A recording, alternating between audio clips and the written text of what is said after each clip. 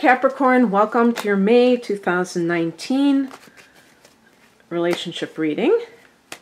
Just shuffling these cards. I'm Raina.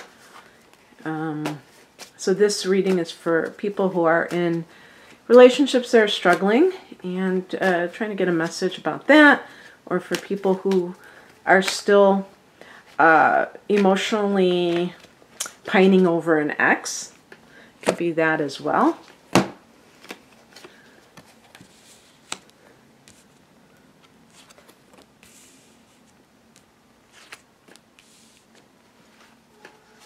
Okay, I like this method. I'm holding part of the deck in my hands, and then I'm picking from these two parts, so it seems like it's providing more variety than sometimes I get. I like that ending, the Magician card.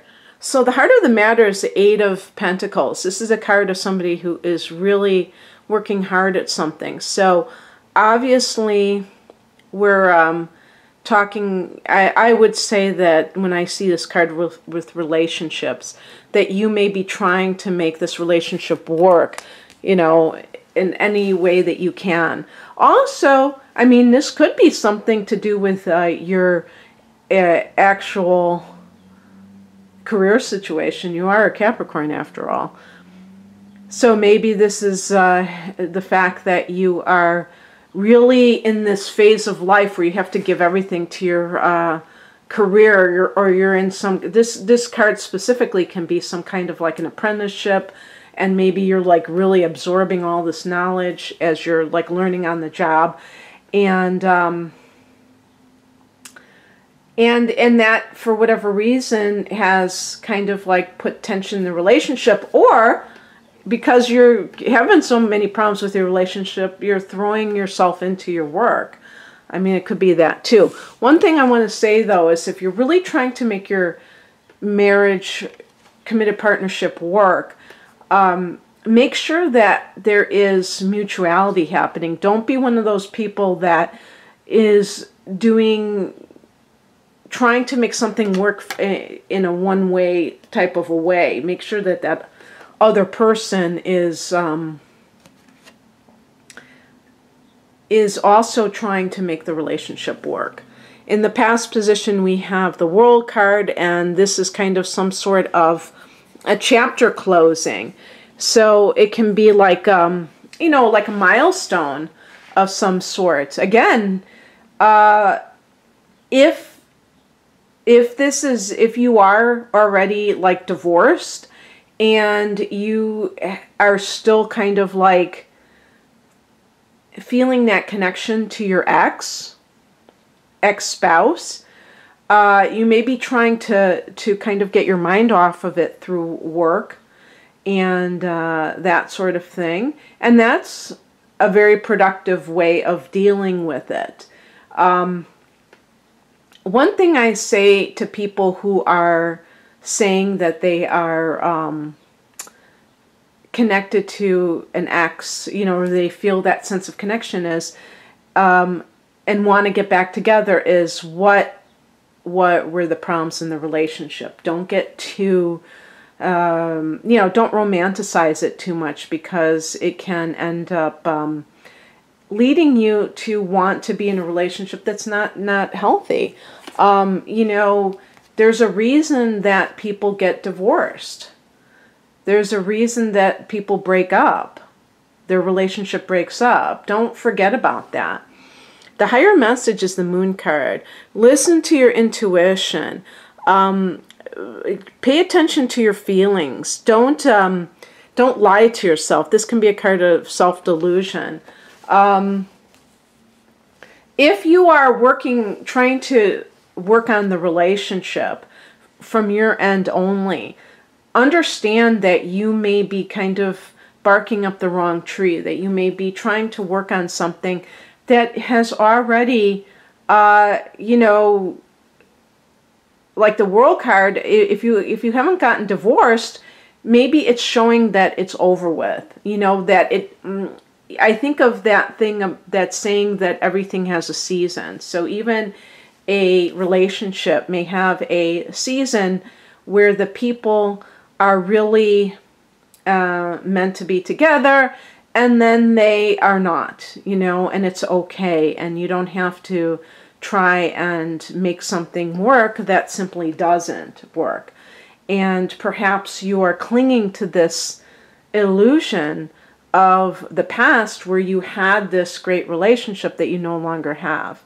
And that maybe you just grew apart. I mean, that's always possible. But the moon card can be like about pay attention to how you feel, okay? Don't use your mind so much because your mind can trick you. Your emotions typically, you know, your emotions, sometimes you can feel love for somebody and that's okay, but that doesn't mean you justify staying with them. You may acknowledge to yourself, yeah, I do still care about this person, but it's better off that we're apart. However, your mind can start to say, you know, something, it really wasn't that bad. I think I overreacted. You know, so what if he was cheating? You know, I should have realized that my job kept me, you know, working 10 hours a day and, you know, and just kind of talk yourself into something that you really are better off being without. I'm saying in certain cases, obviously. Well, crosses use the Five of Wands. This is a card of competition and, you know, a lot of argumentativeness. So, I mean, this could be, if you're still involved with somebody, if you haven't gotten divorced, this could be a situation where you're trying to make something work, but there's still conflict. This is a prime example of what I'm talking about. Don't be one of those people that is, you know, trying to make something work only on your end. And there are continuous conflicts, and you're still trying, to cling to this relationship that may be over. Could be, you know, sometimes it can be also that sense of like, we should be a family, you know, the Capricorn thing of like, we should be a family. And you don't want to be people that are at each other's throats, you know. That's not a healthy family. So, you know, keep in mind what the end game is. The end game is peace of mind, is happiness, and with the Five of Wands, there can be that one-upsmanship. And it could be like a two-way street. I mean, you and this person may never, maybe you both have these tendencies. But even if it's, you feel like you're the one that is always being the peacemaker, understand that you can't change another person, that they can only change themselves. And so you can, you know, try to twist yourself into a pretzel to get that person to change their ways, but only if they decide that it's worth it will they do so. And you have to understand that. And a lot of people, they don't want to understand it because that makes them quite sad to think that they can't, you know. I think a Capricorn person, you have that ability to, as a cardinal sign, to really, you know, take action and see the tangible results of it at work. But it doesn't work that way with relationships. So, you know, it's too subtle. The advice is the Nine of Cups. This is about, to me, this is almost like saying, don't worry, be happy. And that there is something, you know, this is a wish fulfillment card. And maybe there's something really good happening. I would say especially in your career going on for you. And I mean, whatever, you know, like, because in April, at the end of, like, well, halfway through April 19th, we're having a full moon. I think I heard it was a super moon too, but it's at 29 degrees of Libra. That's your 10th house of career. So you may be having some great advances with your career, some kind of, you know, success, and you have something to be happy about. And yet maybe you're focusing on things that you can't control. And I've been saying that serenity prayer lately. Grant me the strength to know the difference between what I can control and what I can't control. And the outcome, the Magician card, this is about understanding what you can control and going after that. So this is going back to the Eight of Pentacles. That can be really going after the things that are really working for you right now. And for the rest of it, maybe you need to just leave it to God. The Moon card could be talking too about connecting spiritually at a higher level. Maybe you've gotten so immersed in your work, in your